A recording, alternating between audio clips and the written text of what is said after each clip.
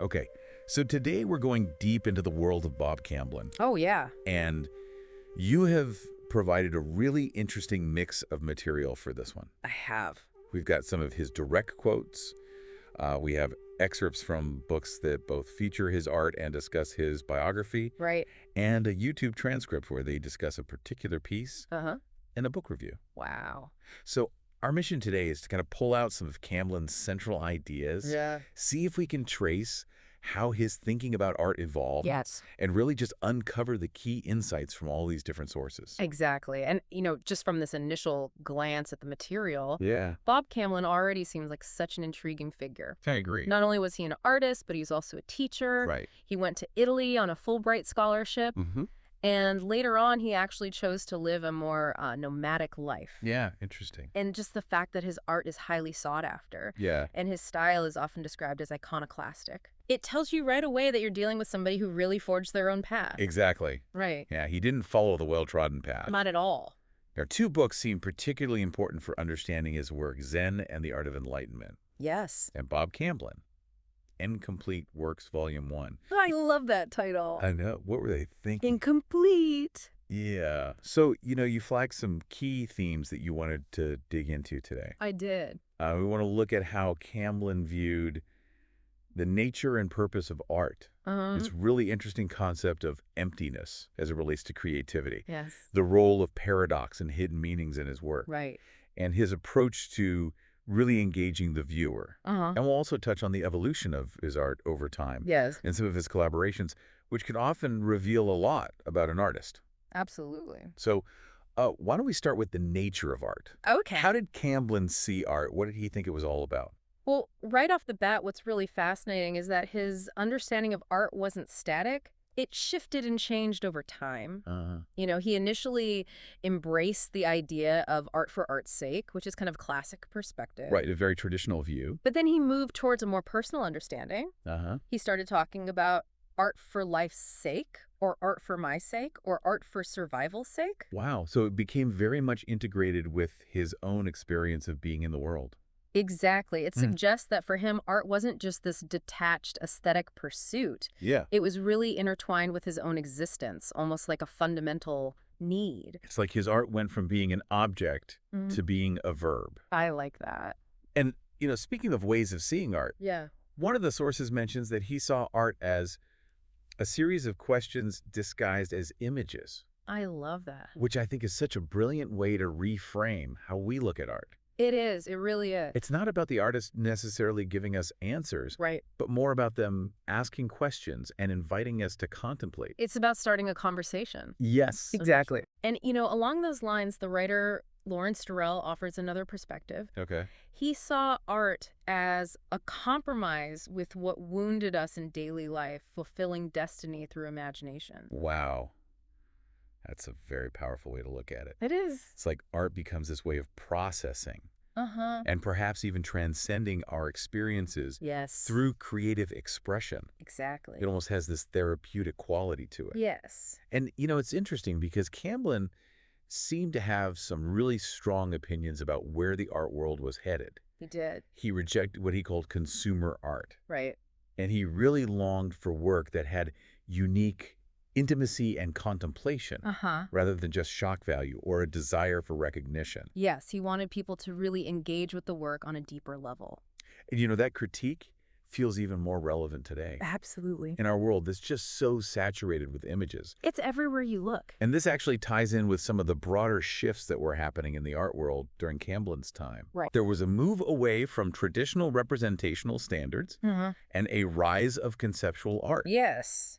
And Camblin really embraced this idea of individual artistic freedom. He was all about doing your own thing. Exactly. And there's this interesting idea that's mentioned in one of the sources. Yeah. About an ecological balance of artists just being. So it's like he saw value in artists just existing and contributing to the cultural landscape Yeah. in their own way. Not necessarily driven by this need to constantly produce or meet market demands. Yeah, it's a very different way of thinking about the role of the artist. It is. And it makes you consider the role of the viewer as well. Oh, absolutely. Camblin talked about participatory art, which implies that the interaction between the artwork and the person experiencing it is really essential. It's a two-way street. Exactly. And he famously said, Yeah. if I believe it's art, then it is. Which is quite a statement. It is. It really throws the doors wide open in terms of what can be considered art. It does. It puts a lot of emphasis on both the creator's intent Yes. and the viewer's perception. Exactly. And he even went so far as to say that art is not just images. So he's suggesting this much broader understanding of what art can encompass. It could include ideas, experiences, even beliefs. And then there's this really interesting connection that he makes between love and art, Oh, yeah. implying that there's some fundamental relationship between those two. Between these very powerful human experiences. Yes, exactly. Now, on a totally different note, Okay. Camblin didn't hold back when it came to his opinions about art critics. He did not. He had that famous line, "A critic is a legless man who teaches running." Which is a pretty vivid image. It is. It's very Camblin. It kind of gets the point across, though. It does. It shows that he saw a real disconnect between those who analyze art Yeah. and those who create it. The doers and the reviewers. Exactly. And on the topic of creation, Yeah. Camblin also talked about the innate need to make marks, suggesting that this urge actually predates even the development of weapons. So it's this very primal, Extremely primal. essential human impulse. It really highlights how fundamental this creative urge is to our nature as human beings. And he also made this really interesting observation about the emptiness of some art and the efforts of critics and historians to fill it. Which is fascinating because it makes you wonder if sometimes all of that interpretation Yeah. can actually obscure the artist's original intention. Overshadow it. It's almost as if the art becomes a mirror, reflecting the viewer's own ideas. Rather than the artist's. Precisely. And Camblin also commented on this trend of visual arts becoming non-visual. Right, so again, we're seeing this emphasis on the conceptual aspects of art. Over just the purely aesthetic. Exactly. He also had this rather humorous take on how artists relate to art history, Oh, yeah. saying that artists help historians like adults helping children find Easter eggs. I love that analogy. It's a funny way to look at it. It is. But it also kind of points to how narratives around art are constructed and discovered. Absolutely. And Camblin wasn't afraid to critique the idea of just pure technical skill. He wasn't. He compared it to the Midas touch, Oh, wow. implying that while facility might create something that's outwardly impressive, Yeah. it could come at the expense of deeper meaning or genuine exploration. Right, it can be a trap in itself. It's like being so good at something Uh-huh. that you never have to push yourself further. Or really dig deep into those more challenging creative spaces. Exactly. And he also noted this interesting paradox about how artistic madness is often romanticized, Yeah. primarily after the artist is gone. Right, it becomes this part of their legend. Exactly. So it seems like Camblin had this really nuanced and often critical perspective Definitely. on the entire A ecosystem whole world. of art creation and reception. Absolutely. So I think that gives us a really good foundation for understanding his overall views on art. It does. Now, how about we dig into this concept of emptiness, Okay. or shunyata, Shunyata. and its connection to creativity, which is a really strong theme in his work. It is. And we can actually see this in action when we look at the lithograph glass bird cage and the etching glass bird cage. Now, I noticed that there's this slight difference in the title Yes. with the capitalization. Yes, and the medium, which is also interesting. So Camblin was deeply influenced by Eastern philosophies. He was. And this idea of shunyata, which is often translated as emptiness, Yes. plays a crucial role in his approach to creativity. Can you explain that connection a bit more? Well, think of a blank canvas. Okay. It looks like nothing is there, Right. but it actually holds the potential for any painting imaginable. It's a space of pure possibility. Exactly. And in a similar way, shunyata, or emptiness, isn't about a void. It's about this underlying potential from which all creativity can arise. I like that analogy with the blank canvas. It's a good one. So if we're looking at these specific artworks, glass birdcage, how do the visual elements of these pieces actually reflect this idea of emptiness? Well, these works, they're described in the YouTube transcript as desolate, Right. but they also have this serene complexity to them, Interesting. with soft pastels and earthy tones and Correct. forms that seem to be kind of dissolving. Okay. And what's really interesting is that the word emptiness itself is actually incorporated as text within the image. So he's making it explicit. Exactly. He's directly reinforcing the theme. And this ties back into the Zen Buddhist concept of emptiness. It does. which, as you mentioned, isn't about nothingness. Right. It's more about interdependence, Yes. infinite potential, Uh-huh. and the fundamental unity that underlies all things. Yeah. It's that space beyond our fixed ideas and A judgments. state of stillness and an awareness of the transient nature of existence. Now, the YouTube analysis also connected these pieces Yes. to the I Ching hexagram kun, Right. which represents receptivity and the earth as fertile ground without a defined form. So those indistinct shapes and earthy tones in Camblin's work really echo this idea of potentiality. Like being open to receive and nurture interpretations. Just as fertile ground awaits a seed. So by not filling every space with a hard defined form, Camblin is actually creating room for the viewer's own engagement and interpretation. He's leaving space for us to bring our own experiences and perspectives to the work. And in that sense, emptiness becomes not a lack, but a wealth of possibilities. Absolutely. It's about embracing the undefined. Yeah. Not as a void, but as a source of creative energy. And the YouTube commentary even suggests that it's like a meditation on the beauty and potential within an open mind. Encouraging us to embrace the ever-changing nature of life. It makes you think about how often we try to control and define everything, Right. when perhaps there's more power in allowing things to just be. Exactly. It's about finding clarity. Not through forcing definition, Yeah. but through allowing space for things to simply be. And for new insights to arise naturally. Okay, so moving on from this idea of emptiness, Okay. we encounter another really intriguing aspect of Camblin's work. Yes. This interplay of paradox, illusion, and hidden meanings. Yes. The book review you shared really drew attention to this, It did. describing his drawings as paradoxes made visible. Mm-hmm. What does that even mean for someone looking at his art? Well, what's so captivating is this idea of things that seem contradictory or impossible. You know, trap structures that don't move, disappearing objects never meant to be lost. So it's this playful, Uh-huh. but also deeply thought-provoking approach. It makes you question your assumptions about how you perceive things. And he Yeah. was fascinated by the mechanics of illusion, Right. vanishing acts, sleight of hand, and, it makes you wonder if he was using these techniques in his art.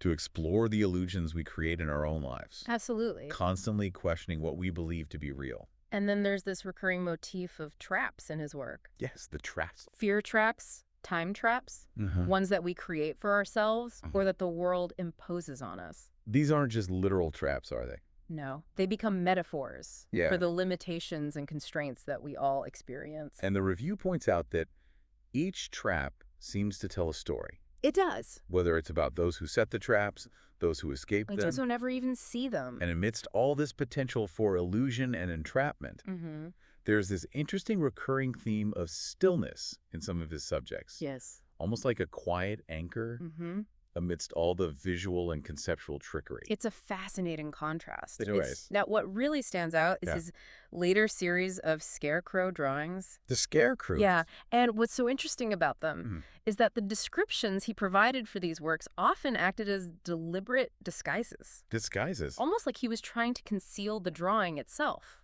Oh, wow. And this really connects to his belief that words can obscure the true experience of art. So the words themselves become part of the illusion. Exactly. Kind of misdirection.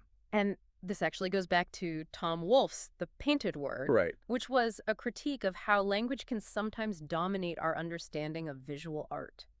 So it sounds like any text that actually appeared in his paintings wasn't necessarily meant to be straightforward information. No. It was more like visual shapes. Yes. Perhaps subtle clues embedded within the composition. Exact. So it wasn't about giving you a clear explanation. Yeah. It was more about engaging you in this process of discovery. It was like he wanted to involve you in a kind of puzzle. A game. Some parts would be relatively clear, and then others would be intentionally challenging. And he even talked about including what he called extra data problems. as deliberate traps. Just to throw you off the scent. Like a visual and conceptual hide and seek. I like that.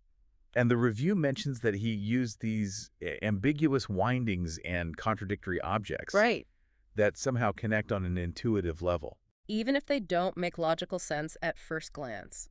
There's this sense of strangeness and mystery in his work. Uh-huh. This questioning of our everyday expectations of reality Yes. that goes beyond what you typically see in surrealism. And, speaking of artistic influences, Yeah. Camblin actually stated his desire to remake Goya in 20th century terms. And Goya's work is known for Social commentary, exploration of the darker aspects of human nature, right. a real questioning of societal norms. So you can definitely see those themes. In Camblin's work. Yeah, just expressed through a more contemporary lens. Exactly. I really like this idea that he deliberately kept some information hidden, Yes. like a magician guarding their secrets, to keep the viewer engaged. In the game of interpretation. Yeah, it wasn't about being obscure just for the sake of it. Right. It was about fostering this ongoing dialogue between the art and the observer. And if we take a look at his earlier work, Yeah. we see a different approach initially. Okay. He tackled themes of social protest.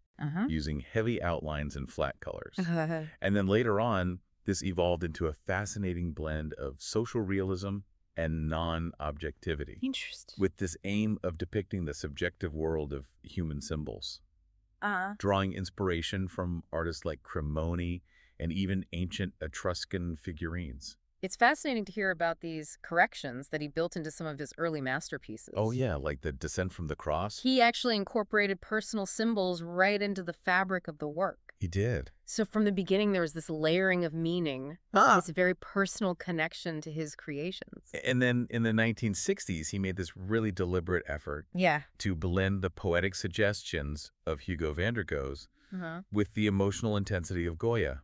So again, you can see this recurring theme of him trying to combine different artistic sensibilities. To create something entirely his own. And then there's a series of masks, Yes. which uses applied paper and pen stroke, adding yet another layer to this idea of layering and complexity. And his decision to move towards a more muted palette later on was intentional, wasn't it?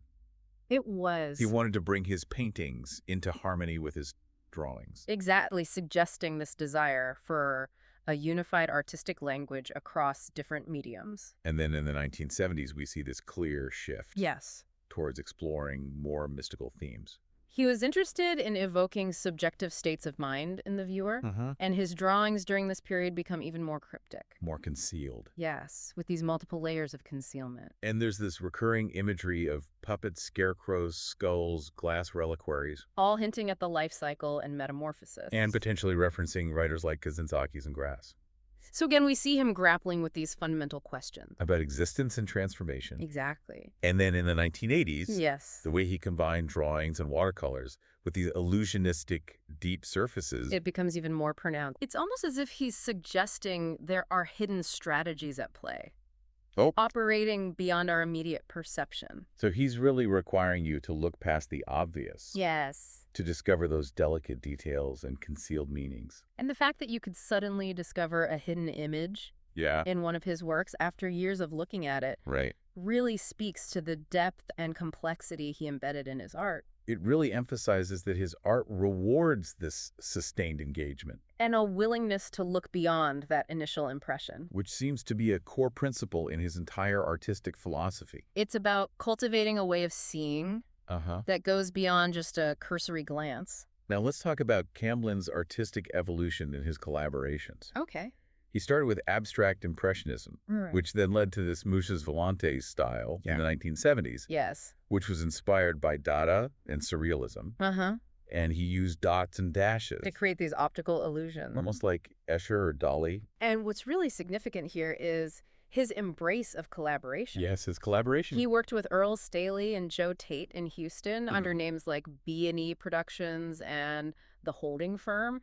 And it seems like they were very deliberately trying to challenge the traditional notions of individual authorship. Absolutely. And the preciousness of the art object. And they placed a huge emphasis on the creative process itself. Right. They even staged these collaborative events. Like what kind of events? Oh, things like the tattoo show, Joe Tate's backyard, and the camping show. Wow. So they were really pushing the boundaries. They were. Of what art could be. And directly questioning those established norms of the art world. And it's so interesting that he was so committed to this idea of submerging the individual ego. He was. He often signed works as anonymous or anonymous artists. Prioritizing the collective act of creation over personal fame. And his collaboration with Nancy Giordano was actually crucial to the development of the Muches Volante style. So it shows how artistic evolution often emerges through dialogue and shared experimentation. Exactly. But even within that collaborative spirit, he still maintained a strong individual artistic voice. He did.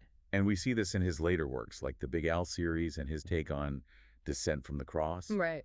Which show his mastery of technique and his ability to create these complex, symbolic narratives. Absolutely. And his own life path is quite interesting. It is. He had this somewhat peripatetic teaching career. Moving from university to university. Yeah, and then ultimately choosing to leave academia behind. Right. For a nomadic life dedicated to his art. It really speaks to that deep commitment to his creative calling. It does. And the biographical information also tells us about his early friendship with Forrest Harrisberger. Oh, yeah. From high school.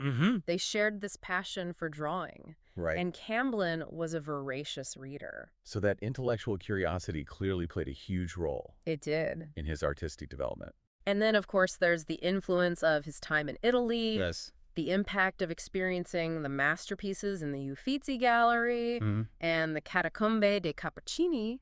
Right. Very different kind of art experience. Very different. But he was clearly influenced by artists like Botticelli. Yes. And you can see how those experiences shaped both his visual vocabulary and his understanding of art history. His interpretations of Botticelli's The Birth of Venus and Primavera are prime examples of that cross-cultural influence. Yeah. Blending his own contemporary symbolism. It's interesting that despite all his exploration and collaboration, he eventually went back to making drawings as ends in themselves. He did. Not just as studies for paintings or sculptures. And his perspective on galleries and museums is really interesting. What was his take? He felt they often made the same mistakes as artists in their expectations. So he was a bit of an outsider. Yeah, even within the established art world. And of course, we can't forget about his Mr. Peanut persona. Yeah. Right, and the eventual complete shift to signing his work as anonymous. Which just adds another layer to this enigmatic figure. It does. Maybe it was a playful commentary? On identity and authorship.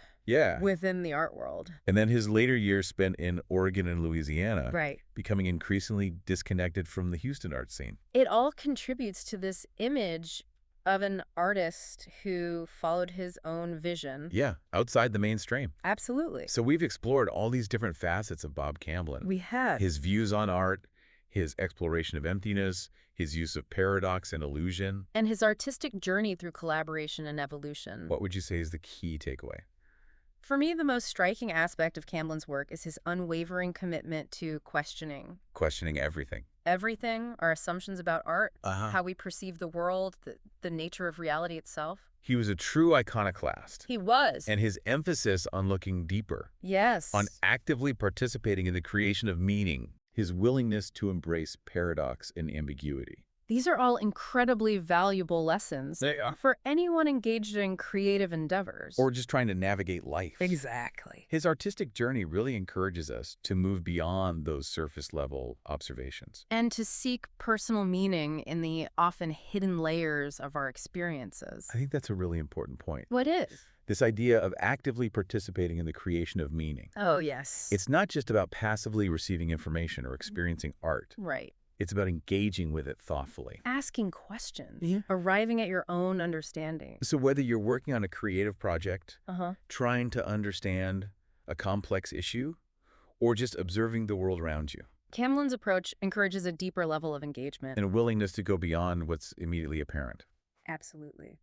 Well, this has been a true deep dive into the world of Bob Camblin. It has. Just to recap, we've encountered an artist deeply engaged with fundamental questions about art and its purpose. His perspective evolved from a more detached aesthetic view to one that was deeply personal, intertwined with meaning and even survival. And his exploration of emptiness wasn't about a void, but about this fertile ground for creativity and the interconnectedness of all things. And then there's his masterful use of paradox and illusion. Not just as visual tricks, but as a way to provoke thought. And his artistic journey was marked by constant evolution. And a fascinating approach to collaboration. ultimately leading him to a more solitary and enigmatic existence. But his work ultimately encourages us to be active participants in the creation of meaning. Yes. And to find enlightenment in the everyday. And that brings us to a final thought for you to consider. What's that? Reflect on Camblin's statement that one must learn not to look but to see. One must learn not to look, but to see. In your own life, Yeah. and in all the sources of information and experience that you encounter. What might you start to see? If you shifted your focus from just observation to deeper perception. That's a great question to ponder. It is. Perhaps the most profound insights, Yeah. the most meaningful connections, Are often hidden just beneath the surface. waiting for a different kind of attention A kind of seeing that goes beyond the superficial. and delves into those richer layers of meaning. Exactly. I think that's a great place to leave it. I do too. Thanks for diving in with me today. My pleasure.